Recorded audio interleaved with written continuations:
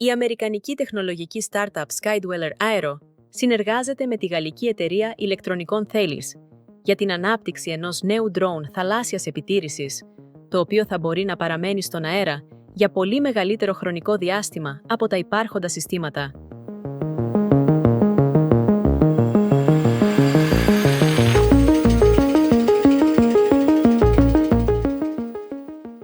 Το Skydweller λειτουργεί αποκλειστικά με ηλιακή ενέργεια και έχει ως στόχο την αδιάλειπτη πτήση.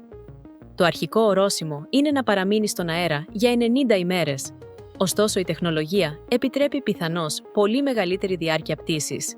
Η ηλιακή ενέργεια που τροφοδοτεί το Skydweller συλλέγεται από περισσότερα από 17.000 μεμονωμένα φωτοβολταϊκά κύτταρα, τα οποία καλύπτουν περίπου 270 τετραγωνικά μέτρα επιφάνειας πτέρυγας.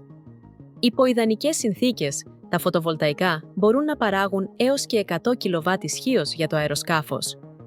Κατά τη διάρκεια της ημέρας, η ηλιακή ενέργεια χρησιμοποιείται για τη διατήρηση της πτήσης, την τροφοδοσία των ηλεκτρονικών συστημάτων πλοήγησης και την φόρτιση των μπαταριών.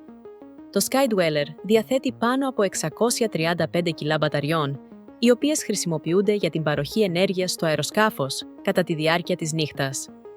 Αυτό επιτρέπει στο Skydweller να διατηρεί σχεδόν συνεχόμενη πτήση. Παρά το γεγονός ότι το άνοιγμα των φτερών του είναι συγκρίσιμο με αυτό ενός εμπορικού αεροσκάφους μακρινών αποστάσεων, το Skydweller ζυγίζει 160 φορές λιγότερο από ένα jumbo jet. Τα αεροσκάφη που λειτουργούν με ηλιακή ενέργεια δεν είναι εντελώς καινούρια, όμως ορισμένα σχέδια στο παρελθόν έχουν παρουσιάσει δομικά προβλήματα.